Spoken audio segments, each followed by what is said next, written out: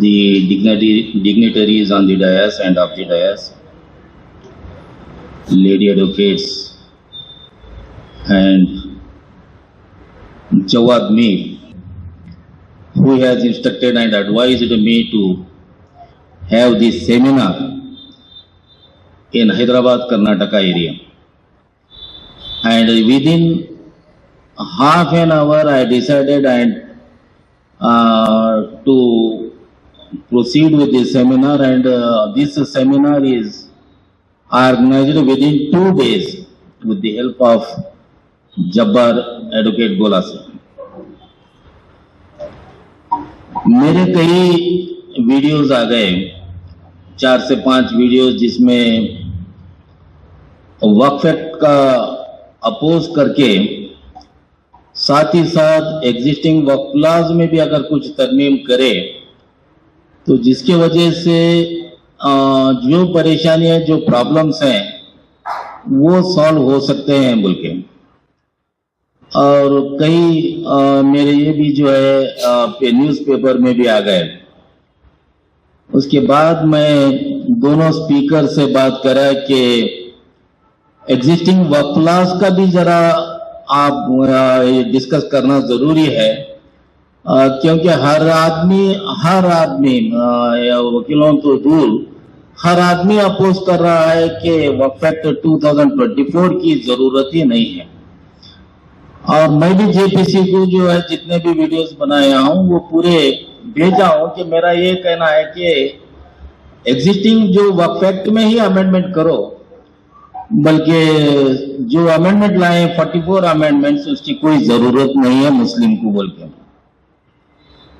और ये दोनों लोग अपना काम तो करने के बाद मैदान भी मेरे लिए छोड़ दिए, घोड़ा भी छोड़ दिए कि मुझे वहां से हुबली से लेके यहां तक ऐसा लग रहा है कि मेरे को अपोज करने वाले ही कोई नहीं। शायद मैं अकेला आदमी हूं जो अमेंडमेंट के ताल्लुक से बात कर रहा हूं। मैं न वक्फ के खिलाफ हूं, ना ही जो है वक्फ जो प्रेजेंट वक्फ है वो अमेंडमेंट के खिलाफ हूं। मैं खिलाफ हूं अमेंडमेंट 2024 का। तो मेरा इस वक्त ये कहना है कि वक्फ वैलिडेटिंग एक्ट 2013, 23 और 2030, 2054, 95, 2013 तक जितने भी अमेंडमेंट्स हो गए, लेकिन ये सारे अमेंडमेंट्स, सवाल ये मेरे को परेशान कर रहा है कि आप जो वक्फ एक्ट में जो अमेंडमेंट्स लाए 2013 या 1995 के, तुम कभी भी जो है प्रॉपर्टीज को बाइफरकेट नहीं करे, यानी इनाम लैंड को बाइफरकेट नहीं करे। तुम सिर्फ जो है इमारतों के बारे में भी नहीं बोले, आप मिक्स करके बोल रहे हैं कि ऑल वक्फ प्रॉपर्टीज।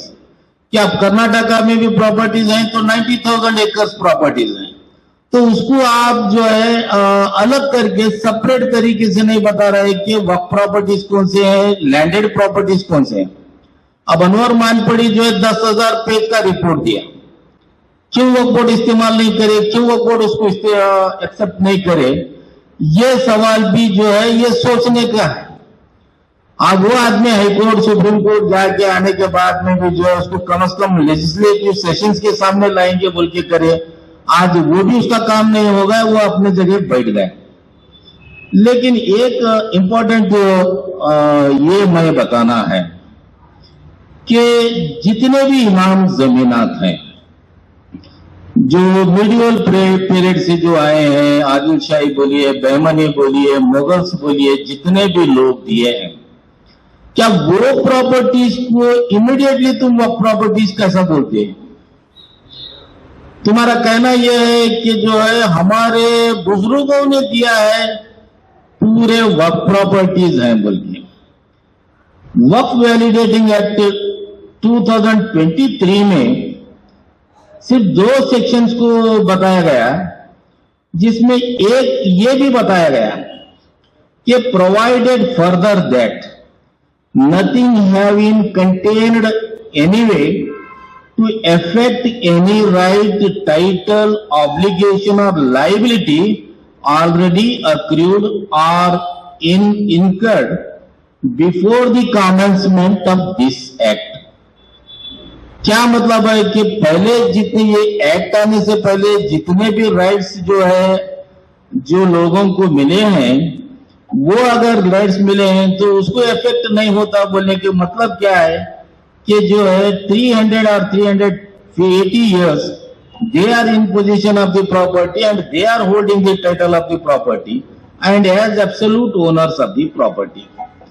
तो इसके ताल्लुक से मुझे एक और जरूरी बात बताना है कि अमेंडमेंट की जरूरत क्या थी। मेरा एक सवाल है, स्ट्रेट सवाल मेरा। सेक्शन 2 के जो डेफिनेशन में अमेंडमेंट लाके मशरूतुल खिदमत प्रॉपर्टीज और वक्फ प्रॉपर्टीज बोल के बताने की जरूरत क्या पड़ी। 1954 एक्ट में जो है कैसा जो है इतना बड़ा डिसीजन लिया गया है कि मशरूतुल खिदमत और सर्विस, इनाम, लैंड्स और वक्फ प्रॉपर्टीज बोल के। What was the concept and what was the legal history behind this concept. And 1995 again it is continued. तो इस दौरान एक डिसीजन जो प्रीवी काउंसिल का आया, आप सब जानते हैं कि प्रीवी काउंसिल के डिसीजन अब तक जो है वो रूल नहीं हुए। 1924 AR 1924 privy council page 109 Mohammad Raza versus Syed Yadgar Hussain. ये डिसीजन में प्रीवी काउंसिल बोले grants are not work properties, grants including service, इनाम, लैंड बोले सरकार आर नॉट वर्क प्रॉपर्टीज। अगर ये मालूम रहने के बाद में भी तुम अमेंडमेंट 54 में कैसा लाते हैं, ये मालूम होने के बाद में 1995 में अमेंडमेंट लाते हैं, 54 के डेफिनेशन चेंज करते हैं, 1995 का डेफिनेशन चेंज करते हैं। इस तरीके से करने की वजह से आज जो प्रॉब्लम है सिर्फ लैंडेड प्रॉपर्टीज का है, इनाम जमीनों का प्रॉब्लम है। आज प्रॉब्लम कोई पुराने इमारतों का नहीं है, कोई पुरानी मस्जिद का नहीं है, ईदगाह का नहीं है, कोई दरगाह का नहीं है, क्योंकि वहां पे कुछ प्रोटेक्शन होता है। कुछ मॉन्यूमेंट्स हैं वक्फ बोर्ड के तहत हैं, वो तो कभी जो है इंप्रूवमेंट नहीं करे। कुछ मॉन्यूमेंट्स हैं जो गवर्नमेंट के तहत हैं, वो इंप्रूवमेंट्स कर रहे हैं, वो उसका फायदा ले रहे हैं। मिसाल के तौर पे ताजमहल लीजिए, मिसाल के तौर पे गोल गुम्बद लीजिए। ये आर्कियोलॉजिकल सर्वे ऑफ इंडिया में कैसा प्रॉपर्टी एंटर हो गए। ये प्रॉपर्टीज वक्फ प्रॉपर्टीज बोल के क्यों चैलेंज नहीं करे। इसका भी अगर इनकम अगर आपको आता तो कई गुना आपको इनकम आता था। 23% ऑफ दी स्टेट्स इनकम जो है सिर्फ ताजमहल से जो है यूपी गवर्नमेंट को जाता है। अब गोल गुम्बद का जो है कई इनकम जो है हमारे कर्नाटका गवर्नमेंट को जाता है। कई बीजापुर की इमारतें 20 से 22 इमारतें बीजापुर की, अगर मैं गिनते रहूंगा तो टाइम लगता है, कई 20 से 22 इमारतें जो है गवर्नमेंट के तहत हैं। गवर्नमेंट जो है उसका मेंटेन कर लेके जा रही है। कहां पे वक्फ बोर्ड मेंटेन कर रही है, कहां पे बोल रही है कि वक्फ बोर्ड जो है ये पूरे इंस्टीट्यूशंस को जो है वापस कर दो, हम वक्फ पे ये करेंगे और हम जो है उसको बचा के हम उसको जो है इंप्रूवमेंट करेंगे, हम भी उसका फायदा लेंगे बोल के कहां पे बोल रहे हैं वक्फ बोर्ड। वक्फ बोर्ड को सिर्फ ये लग रहा है कि भाई जो प्रॉपर्टी जहां पे इनकम है वहीं पे वो इनकम के लिए कोशिश कर रही है। तो इस तरीके से मेरा एक और इम्पोर्टेंट अमेंडमेंट के लिए मेरा ये है कि person who is in lawful position of the property, section 2 is encroacher, the meaning of encroacher, the person who is not in lawful position of the property. मैं अमेंडमेंट इसमें यह चाहता हूं कि person who is in lawful position of the property, who is not in lawful position के बजाय अगर who is in lawful position of the property given by the government, respective governments, if the person is holding the property and if the person is paying the revenue taxes to the government, where the question arises that the Waqf Board shall claim the title over the property. And one more important amendment I have sought in the existing Waqf laws. मेरा ये है कि जो existing Waqf laws का जो amendment करके जो भी प्रॉब्लम्स हैं मुस्लिम्स और नॉन मुस्लिम्स की प्रॉब्लम्स को सॉल्व करने का, मेरा ये नहीं है कि जो है इससे करने से जो है सिर्फ नॉन मुस्लिम्स के प्रॉब्लम्स को सॉल्व होते हैं, बल्कि नहीं है, बल्कि मुस्लिम्स के प्रॉब्लम्स, बहुत सारे मुस्लिम्स के प्रॉब्लम्स भी सॉल्व होते हैं। एक और मैं अमेंडमेंट चाह रहा हूं कि section 6 of the Waqf act 1995 ये बोलता है कि दी Waqf Board, Mutawalli or any person interested in the work shall file the suit within the period of 1 year from the date of gazette notification. तो ये लिमिटेशन आपको फिक्स करने की जरूरत क्या थी? क्या इतने वक्फ बोर्ड में बेवकूफ लोग हैं कि अपने लिए ही लिमिटेशन फिक्स करके अपने प्रॉपर्टीज का टाइटल खत्म करे? पढ़ के अगर देखे तो ये चीज हो गया। और पर्सन इंटरेस्टेड इन वक्फ, तो कोई भी जो है वक्फ प्रॉपर्टी है तो सूट फाइल करना, रिकवरी करना, ये चीज भी बताया गया है।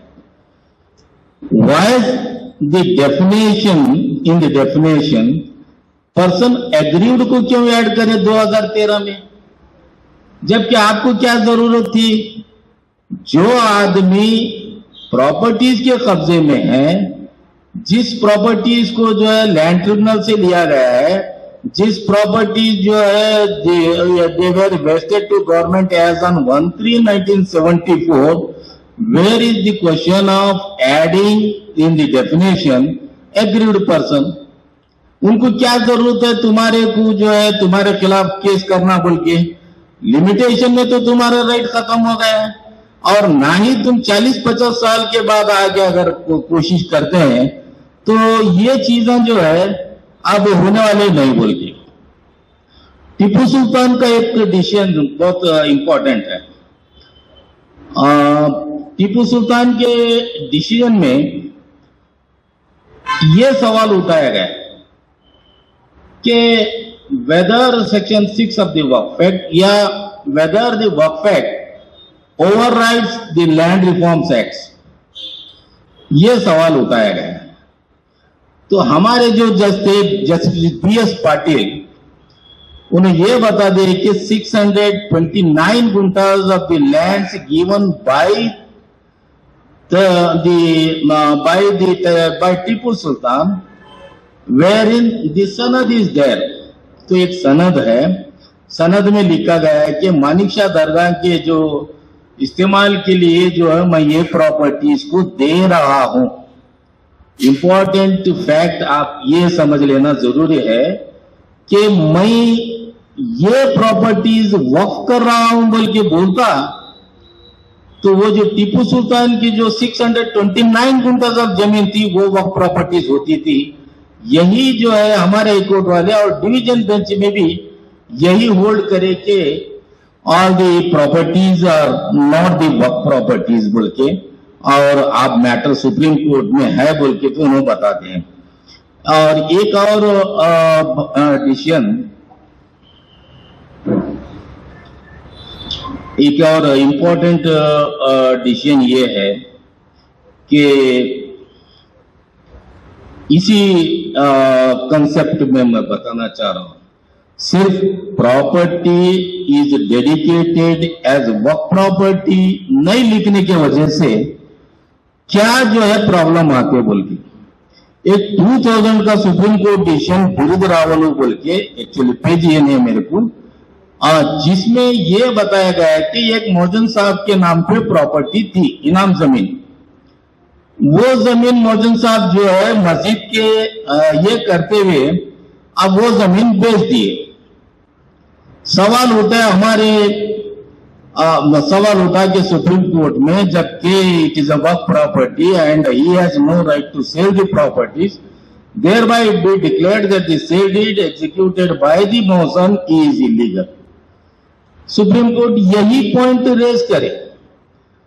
टीपू सुल्तान का जो डिसीजन था, जिसमें टीपू सुल्तान सनद देने के बावजूद भी टीपू सुल्तान इस प्रॉपर्टी को डेडिकेट नहीं करा, बोल के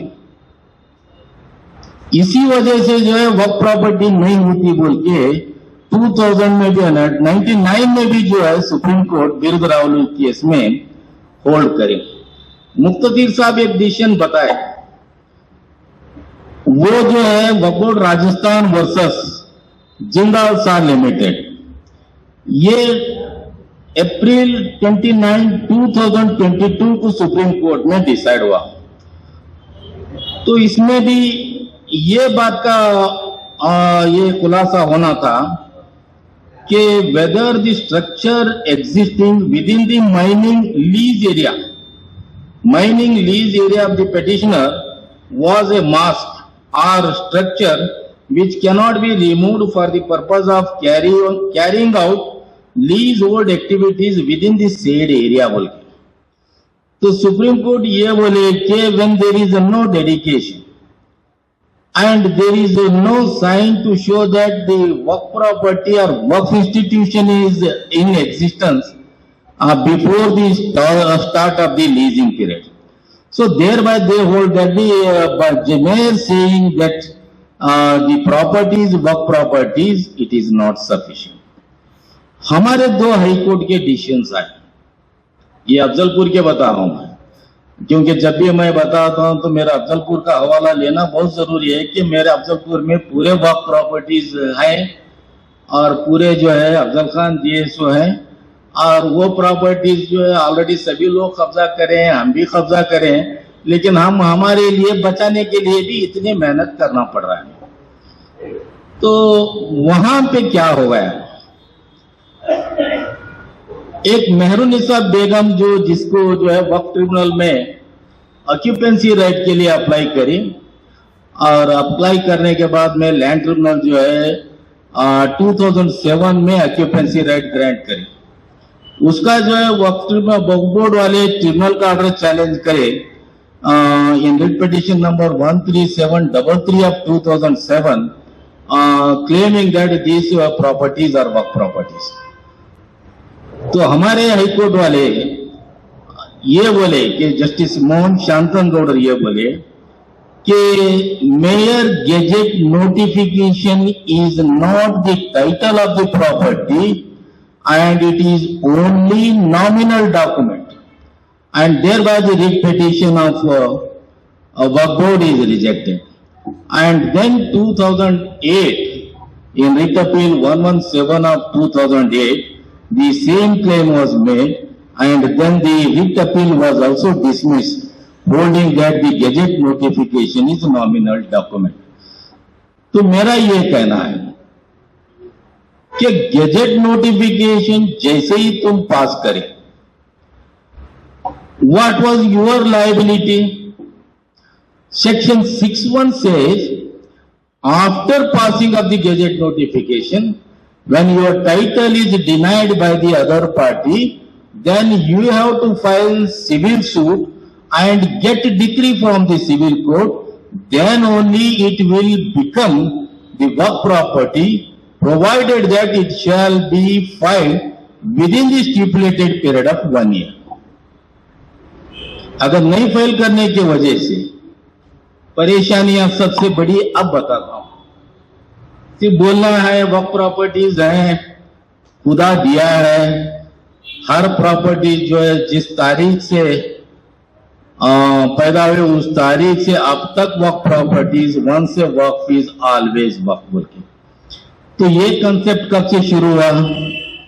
ये कंसेप्ट शुरू हुआ AR 1998 supreme court page 979, Syed Ali versus state of Andhra Pradesh. Justice VN खारे बोले कि ये जो प्रॉपर्टीज हैं इसको जो है लैंड ट्रिब्यूनल के ऑर्डर्स ये वो जो है बाइंडिंग नहीं होते बोल के, and there bye it is once work property is always work property, यही डिसीजन चलते आ रहा था। तो लास्ट में एक डिसीजन जो है आंध्र प्रदेश हाईकोर्ट का, जो माऊर सुंदरम का केस था 2007 ALD में जो डिसाइड हुआ, उस केस में जब मैटर सुप्रीम कोर्ट को गया, सुप्रीम कोर्ट को जाने के बाद में ये हाईलाइट करे सेक्शन 61 में जो डिक्री लेना था वक्फ बोर्ड वाले डिक्री नहीं लिए, लिहाजा जो है वो प्रॉपर्टीज को वक्फ प्रॉपर्टीज नहीं कहा जाता। तो सुप्रीम कोर्ट अपनी गलती को मानते हुए Radha Krishnan versus Rajasthan state Waqf board versus Radha Krishna year 1979 supreme court page 289 में ये बताया कि जो है लिमिटेशन पे जो है क्लेम नॉन हिंदूज करने की जरूरत नहीं पड़ती। दी वक्फ itself is not applicable to the non-Muslims, and thereby it has held that the properties were work properties if the gazette notification gives details about it. तो एक और डिसीजन था जिसमें 1986 सुप्रीम कोर्ट का डिसीजन शारजा खान बोल के, उसमें भी यही बात थी। तो टोटल जो है 3 डिसीजन सुप्रीम कोर्ट बताया है, एक डिसीजन 1979 का, एक डिसीजन 1998 जो डिसीजन था इसका Syed Ali versus state of Waqf Andhra Pradesh Waqf board, और एक डिसीजन था जो सिराजुल खान का डिसीजन। ये तीनों डिसीजंस में सुप्रीम कोर्ट ये गलती करी थे कि 61 में जो मैंडेटरी जो डिक्री लेना था वो वक्फ बोर्ड नहीं ली थी, उसका जो है कंसिडर नहीं करी थी बोल के सुप्रीम कोर्ट ये ऑब्जर्व करे कि आंध्र प्रदेश हाईकोर्ट को ये 3 डिसीजंस में भी जो है मिस्टेक्स हो गए हैं, आप ये तीनों डिसीजंस को रेफर करके आप जो एक और फैसला जो है जारी करो। तो आंध्र प्रदेश हाईकोर्ट वाले उसको यह बता दिए कि जो work proper it is not a work property because of the reason that the decree is not obtained under section 61 of the Waqf act 1995 that these properties are work properties. तो इसके बाद मैं एक और फाइनल डिसीजंस को जाता हूं। अब जो शुरुआत तो ऐसा हो गया कि कितने भी डिसीजन सुप्रीम कोर्ट के आ रहे हैं, कितने भी डिसीजन हाई कोर्ट के आ रहे हैं, कहां पे जो है कर्नाटका वक्फ बोर्ड, खास करके हमारे कर्नाटका वक्फ बोर्ड का मैं ये सवाल कर रहा हूं कि कहां पे वक्फ बोर्ड जो है सेक्शन 61 के बेसिस पे ये वक्फ प्रॉपर्टीज है बोल के जीते हैं, कहां पे इसका जो है ये बताए। अब मैं एक सवाल करा था, मैं जब मैजिस्ट्रेट 1998 में मेरा अपॉइंटमेंट हुआ था, जहां पे जो बार काउंसिल के चेयरमैन कासिम साहब को बुलाए थे, जिसमें मैं एक सवाल रेज कर रहा था, why adverse possession is not applicable to the waqf properties. तो उनको मैं ये बताया कि once the limitation is barred under section 61 then where is the question of recovery of possession of the waqf properties. अब मैं नईम साहब से भी बोलता हूं क्योंकि कई फैसले नईम साहब अपने फेवर में लिए हैं, जहां पे वक्फ एक्ट के डिफेक्ट्स के इस पे मुफ्तदीर साहब जी कई केसों में बहस करें। तो मेरा ये कहना है कि अगर सेक्शन 61 को अगर डिलीट करे तो सारे प्रॉब्लम्स खत्म होते हैं, बल्कि वो कैसा। एक और डिसीजन सुप्रीम कोर्ट का 2023 में आया। 2023 के डिसीजन में ये बताया गया है कि ये डिसीजन जो है साबिर अली खान बोल के 2023 का डिसीजन आप जरा देख सकते हैं, उसमें ये बताया कि the properties holding by the beneficiary, the waqf properties holding by the beneficiary is entitled to get the decree of adverse possession इससे ज्यादा और क्या होना चाहिए आपको?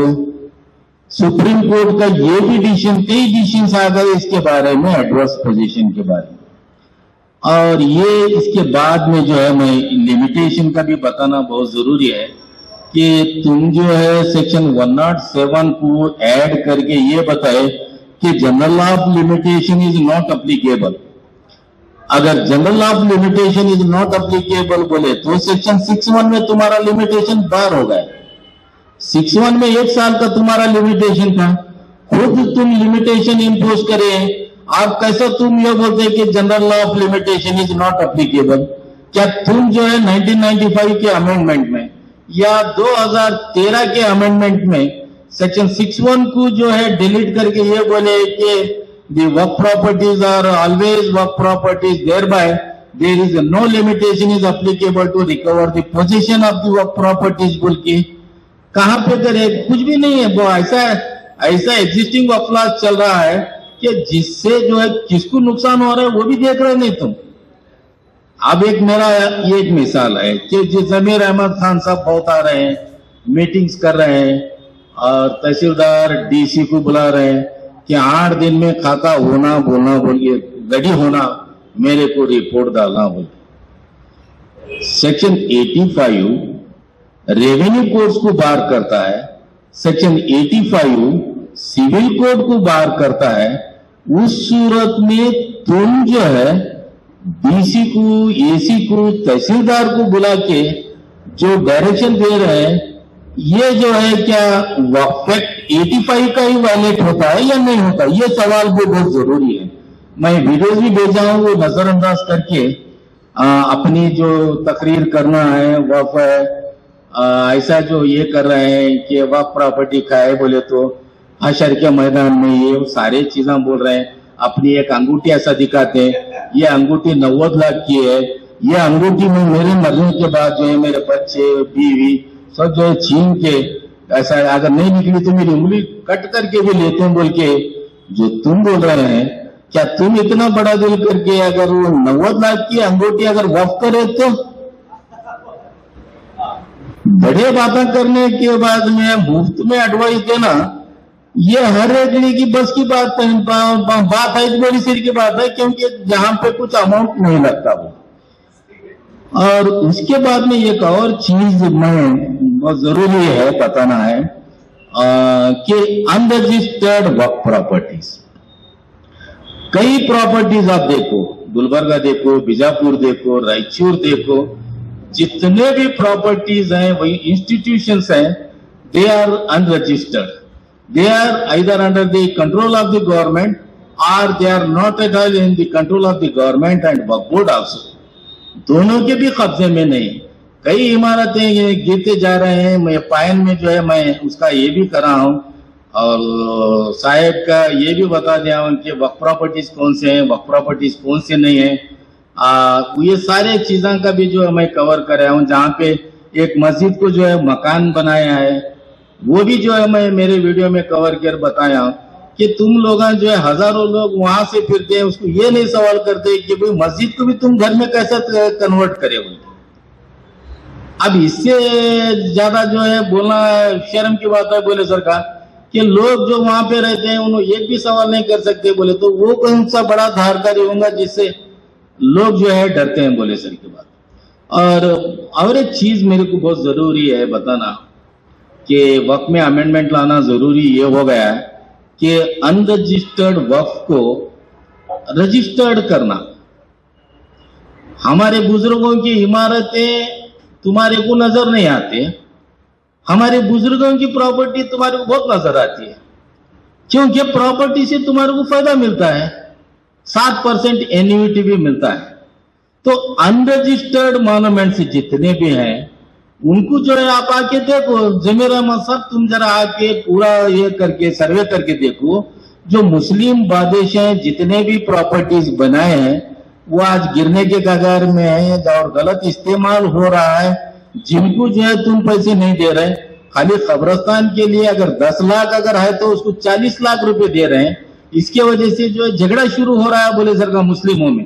अब एक कमेटी बनी है, जब 10 लाख लेती थी अब 40 लाख मिल रहा है वो तो दूसरी कमेटी तैयार होती है। इस तरीके से जो ये प्रॉब्लम्स हो रहे हैं, 89 को भी जो है 86 को ये करके अमेंडमेंट करना और उसके बदले में एक ऐसा कानून लाना कि those properties which are unregistered they shall also be registered and the position of these properties be taken, appointment of Mutwalli is to be made or Sajjada is to be appointed, then the maintenance is to be carried out of those old institutions so that the old institutions can survive for more than 500 to 600 years. By that time the next pedigree will see that how the Muslim rulers have maintained the religion by constructing the institutions. 89 एक और मसला है, हमारे वकील साहब मेरे खिलाफ परसों एक केस में जीते, उन्होंने सीधा जो है आर्टिकल 7 रूल लेने में एक एप्लीकेशन डाल दिए। अब उसमें जो है ये बोले कि this is the notice is not issued thereby the proceedings is not maintainable। तो जो है बराबर जीते उन्होंने, इसलिए कि 2 महीने का नोटिस मैंडेटरी है और 2 महीने के नोटिस के बदले में कोई एडजॉर्नमेंट या बोलिए या लिमिटेशन को बढ़ाना आगे बोलिए या सेक्शन 80 कंपैरिजन ऑफ सेक्शन 80 सब plus 2 and comparison of section 89 of the Waqf Act 1995, because section 89 subclause 5 of the Waqf Act says 83 of the Waqf Act, section 5 of the Waqf Act says that the civil proceedings are made applicable and thereby the revision is maintainable। अगर ऐसे सूरत में अगर तुम जो है इस 89 को अगर अमेंडमेंट करके सीपीसी 80 सब प्लस 2 के तहत अगर कुछ उसमें अल्टरनेट करे तो जो है इमीडिएटली सूट फाइल करना और इमीडिएटली इंटरिम ऑर्डर लेना आदमियों को आसान होता है। अब परेशानी क्या हो रही है कि वक्फ बोर्ड एक ऑर्डर कर रहा है, ऑर्डर करते ही जो है उसको चैलेंज करने के लिए 2 महीने इंतजार कर रहा है जब तक वक्फ बोर्ड आके कब्जा ले रही। एक और इंपॉर्टेंट बताता हूं, मेहरुन्निसा के केस में जो दोनों ऑर्डर्स हाईकोर्ट के हो गए, हाईकोर्ट के ऑर्डर्स होने के बाद में फिर से जो है रीजनल कमिश्नर के पास ऑर्डर करा लिए, उन्होंने इधर आ गए, रेवेन्यू कोर्ट की तरफ आ गए, ऑर्डर्स करा लिए, कराने के बाद में उसके बाद में वक्फ प्रॉपर्टीज को सेल करे बोल के 52 में फिर एक क्रिमिनल केस करे, तो वो केस सब बरी करना पड़ा है। इस तरीके से जो है कर्नाटका वक्फ बोर्ड की गलतियों की वजह से भी आज अमेंडमेंट की वक्फ एक्ट की जरूरत जो है नॉन मुस्लिम्स महसूस कर रहे हैं।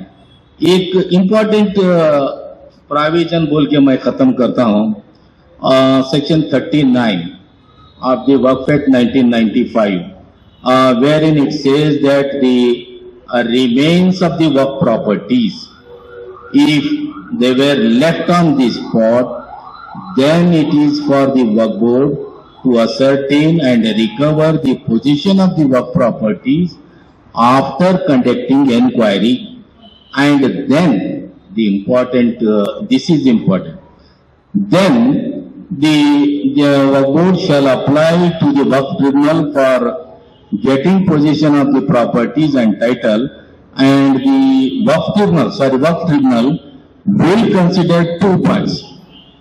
ये बड़ा इंपॉर्टेंट है क्योंकि लैंड एक्विजिशन एक्ट बताए और इस ताल्लुक से ये भी बताए कि भाई वन से वक्फ इज ऑलवेज वक्फ। अगर वक्फ प्रॉपर्टी नहीं है बोले तो कैसा?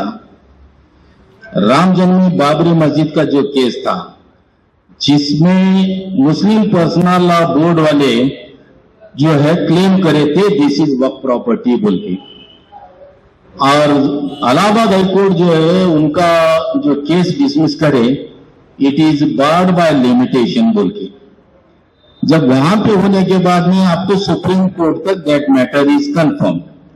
एक और इम्पोर्टेंट डिसीजन था जो 1948 के बाद जो मुस्लिम्स पाकिस्तान चले गए, कुछ मुस्लिम्स पाकिस्तान जाने के बाद में थोड़े दिन में वहां पे उनको एडजस्ट नहीं हो गए, पाकिस्तान में रहना सही नहीं दिखा। जब वापस आने के बाद में जब उन्होंने अपने कब्रिस्तान देखे तो वो कब्रिस्तान को पूरा जो है खत्म करके एक फार्मर जो है कल्टीवेट कर रहा था। तो ये मैटर भी जब हाई कोर्ट को जाने के बाद में once the nature of the property is changed it can not be considered as वर्क प्रॉपर्टी। तो इसी तरीके से और भी बड़े मजेदार डिसीजन है इस ताल्लुक से। पाकिस्तान के आने के बाद में भी जो है एक और डिसीजन है, मस्जिदें मकाने जितने भी जो है दूसरे लोग कब्जा करे थे, कब्जा करने के बाद में वो प्रॉपर्टीज वर्क प्रॉपर्टीज बोल के जब चैलेंज करे तो वहां पे भी उनको कामयाबी नहीं मिली। ये बोले कि जो है प्रॉपर्टी तुम जाने के बाद में जिस प्रॉपर्टी का कब्जा लिया गया, जिसका नेचर चेंज हुआ है, आप वो वर्क प्रॉपर्टीज नहीं बोल सकते बोल। एक फाइनल ये है कि 54 आप जो है जेपीसी वालों के पास मैटर है और सेंट्रल गवर्नमेंट भी चाह रही है कि सेक्शन 40 को डिलीट करना बोल के। वैसे सिचुएशन में मेरा एक एलिगेशन वक्फ बोर्ड के खिलाफ है कि तुम्हारे को 15 साल से सेक्शन 40 का इंपॉर्टेंस ही नहीं मालूम हुआ। सेक्शन 54 को तुम जो है अप्लाई कर रहे हैं वो सीओ कब्जा रिकवर करके देना। क्या वक्फ एक्ट में ये चीज लिखा गया है कि कर्नाटका स्टेट वक्फ बोर्ड या अदर वक्फ बोर्ड जिन्होंने अपने प्रॉपर्टीज को क्लेम नहीं कर सके with in the stipulated period of 1 year, whether it is option for them under section 54 of the Waqf Act 1995। मेरा ये कहना है कि अगर सीईओ को 5 साल के लिए तुम अपॉइंट करते हैं, 5 साल के लिए अपॉइंट करके उसके जरिए तुम प्रॉपर्टीज कैसा कब्जा लेते हैं, जबकि तुम्हारा लिमिटेशन ही खत्म हो गया, 6 month का तुम्हारा लिमिटेशन बाहर हुआ, तो क्या तुम जो है सीईओ की तरफ से जो है 54 प्रोसीडिंग्स ये करते हैं क्या? बोले मैं कई ऑब्जेक्शन दिया, नोटिस दिया और वीडियो में भी बताया सारे चीज। हाँ, वो वक्फ बोर्ड वालों को अपने दिमाग में 15 साल से जो है वो कभी हटते नहीं, क्योंकि मैं ये भी चाह रहा हूं कि वक्फ बोर्ड को जो है वक्त के तौर पे जो है उनको कुछ ट्रेनिंग भी देना जरूरी है, क्योंकि जो सीईओ आता है वो नया रहता है। अब वक्फ मिनिस्टर आते हैं जो 10वीं फेल रहते हैं, जमीर अहमद साहब सर के, तो वो लोग अभी जो है डायरेक्ट जो है वक्फ प्रॉपर्टी का कब्जा लेने जाते हैं। तो इस तरीके से ये गलतियां हो रहे हैं जिससे अमेंडमेंट के आप जो है ये परेशानी चल रही है। अच्छा, वक्फ एक्ट अगर 54 तुम पढ़े, 54 सब क्लास 4 बोलता है कि once it is decided by the CEO that these properties are Waqf properties, बोले तो वो जो है वक्फ ट्रिब्यूनल को आना then they will get decision बोल के। 54(5) ये बोलता है कि Waqf board can itself claim position of the property. वहीं पे जो है डिस्कशन में ये परेशानी है। और 54 की जरूरत क्या है? मेरा ये अमेंडमेंट भी है कि 40 को तुम स्ट्रीमलाइन करो। 40 को स्ट्रीमलाइन करके ये इंपॉर्टेंट है कि जो प्रॉपर्टीज इनाम जमीनात बोल के जो 1974 गजेट में जो तुम इंसर्ट करे हैं, वो प्रॉपर्टीज का जब लिमिटेशन बाहर हो गया, तुम्हारा क्लेम बाहर हो गया और कई सुप्रीम कोर्ट डिसीजंस आ गए, आज तक भी डिसीजंस 2023-24 तक भी है।